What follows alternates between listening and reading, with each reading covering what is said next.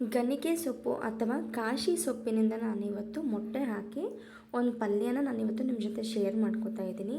ಇದು ಪಿತ್ತಕ್ಕಾಗಿರ್ಬೋದು ಅಥವಾ ಹೊಟ್ಟೆಯಲ್ಲಿ ಹುಣ್ಣಾಗಿದ್ದರೆ, ಬಾಯಲ್ಲಿ ಹುಣ್ಣಾಗಿದ್ದರೆ, ಹಾಗೆಯೇ ದೇಹದಲ್ಲಿ ಸುಸ್ತು ಕಾಣ್ತಾ ಇರುವಂಥದ್ದು, ಬಾಯಲ್ಲಿ ತುಂಬಾ ನೀರು ಬರ್ತಾ ಇದೆ ಅನ್ನೋರು ಈ ಸೊಪ್ಪಿನ ಪಲ್ಯ ಮಾಡ್ಕೊಂಡು ತಿಂದರೆ ಈ ಎಲ್ಲವೂ ಅವಾಯ್ಡ್ ಆಗುತ್ತೆ. ನಾನು ಏನು ಸೊಪ್ಪು ತೋರಿಸ್ತಾ ಇದ್ದೀನಲ್ಲ, ಇದೇ ಗಣಿಕೆ ಸೊಪ್ಪು ಅಥವಾ ಕಾಶಿ ಸೊಪ್ಪು ಎರಡಂತಲೂ ಕರೀತಾರೆ. ಇದು ನುಗ್ಗೆ ಸೊಪ್ಪು ಟೈಪಲ್ಲೇ ಎಲೆ ದೊಡ್ಡದಾಗಿ ಬರುತ್ತೆ, ಕಹಿಯಾಗಿರುತ್ತೆ, ತುಂಬ ಕಹಿ ಏನಿಲ್ಲ. ನುಗ್ಗೆ ಸೊಪ್ಪೆಲ್ಲ ಯಾವ ರೀತಿ ಬರುತ್ತೋ ಅದೇ ರೀತಿಯೇ ಈ ರೀತಿ ಕಡ್ಡಿ ಇರೋದನ್ನೆಲ್ಲ ಎಲೆ ಬಿಡಿಸಿ ಬಿಡಿಸಿ ಎತ್ತಿಟ್ಕೊಂಡು ಚೆನ್ನಾಗಿ ತೊಳೆದಿಟ್ಕೊಂಡಿದ್ದೀನಿ. ನಾನು ಇದಕ್ಕೆ 4 ಮೊಟ್ಟೆ ಹಾಗೆ ಒಂದು 2 ದಪ್ಪ ಈರುಳ್ಳಿ, ಮೀಡಿಯಮ್ ಸೈಜ್ ಆದರೆ 3 ಈರುಳ್ಳಿನ ಹೆಚ್ಚಿಟ್ಕೊಂಡಿದ್ದೀನಿ ಚಿಕ್ಕ ಚಿಕ್ಕದಾಗೆ. ಈಗ ಒಂದು ಬಾಣಲೆಗೆ ಎಣ್ಣೆ ಹಾಕ್ಕೊಂಡಿದ್ದೀನಿ. ಎಣ್ಣೆ ಹಾಕ್ಕೊಂಡು ಇದಕ್ಕೆ ಹೆಚ್ಚಿಟ್ಕೊಂಡಿರೋಂಥ ಈರುಳ್ಳಿ ಸೇರಿಸ್ಕೊಂಡು ಈರುಳ್ಳಿ ಬ್ರೌನ್ ಆಗೋವರೆಗೂ ಫ್ರೈ ಮಾಡ್ಕೊಳ್ಳೋಣ. ಫ್ರೆಂಡ್ಸ್, ಯಾರೆಲ್ಲ ನನ್ನ ಚಾನಲ್ ನೋಡ್ತಾ ಇದ್ದೀರಾ ದಯವಿಟ್ಟು ಸಬ್ಸ್ಕ್ರೈಬ್ ಮಾಡ್ಕೊಳ್ಳಿ, ಹಾಗೆಯೇ ಲೈಕ್ ಮಾಡಿ, ಫಾಲೋ ಮಾಡಿ. ಇದೇ ರೀತಿ ಒಳ್ಳೊಳ್ಳೆ ಆರೋಗ್ಯಕರವಾಗಿರುವಂತಹ ರೆಸಿಪೀಸನ್ನು ನಾನು ನಿಮ್ಮ ಜೊತೆ ಶೇರ್ ಮಾಡ್ಕೋತೀನಿ. ಈಗ ನೋಡಿ, ಗಣಿಕೆ ಸೊಪ್ಪನ್ನು ನಾನು ಚಿಕ್ಕ ಚಿಕ್ಕದಾಗಿ ಹೆಚ್ಚಿಟ್ಕೊಂಡಿದ್ದೀನಿ.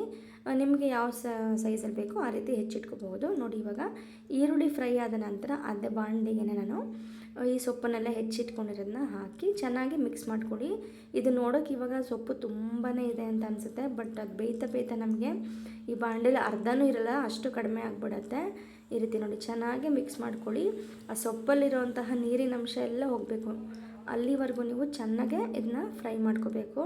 ಅಕಸ್ಮಾತ್ ಇನ್ನೂ ನೀರೆಲ್ಲ ಡ್ರೈ ಆಗಿ ಒಣ ಅನಿಸುತ್ತೆ, ಒಂದು ಅರ್ಧ ಗ್ಲಾಸ್ ನೀರು ಹಾಕ್ಕೊಂಡು ಬೇಕಾದ್ರೆ ನೀವು ಇನ್ನೊಂದು ಸ್ವಲ್ಪ ಚೆನ್ನಾಗಿ ಬೇಯಿಸ್ಕೊಳ್ಳಿ.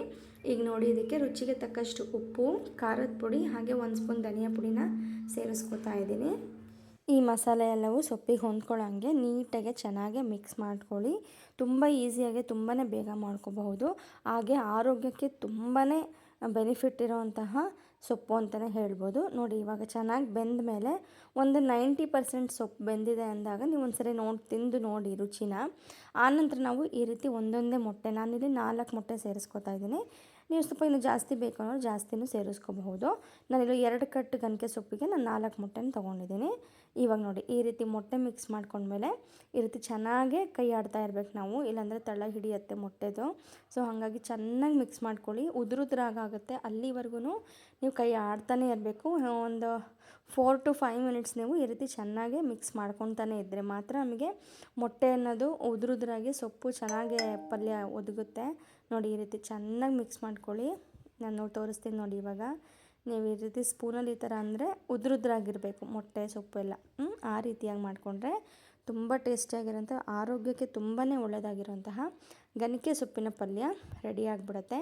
ಮೊಟ್ಟೆನ ಎಲ್ಲರೂ ಈರುಳ್ಳಿ ಎಲ್ಲ ಹಾಕಿ ಮಾಡಿ ತೋರಿಸ್ತಾರೆ, ಬಟ್ ನಾನು ಇವತ್ತಲ್ಲಿ ಮೊಟ್ಟೆ ಹಾಕಿ ನಿಮಗೆ ಗಣಿಕೆ ಸೊಪ್ಪು ಪಲ್ಯ ಮಾಡೋದು ಹೇಗೆ ಅನ್ನೋದನ್ನ ಶೇರ್ ಮಾಡ್ಕೊಂಡಿದ್ದೀನಿ. ವಿಡಿಯೋ ಇಷ್ಟ ಆಗಿದರೆ ದಯವಿಟ್ಟು ಸಬ್ಸ್ಕ್ರೈಬ್ ಮಾಡ್ಕೊಳ್ಳಿ, ಫಾಲೋ ಮಾಡಿ, ಲೈಕ್ ಮಾಡಿ ಅಂತ ಕೇಳ್ಕೊತೀನಿ.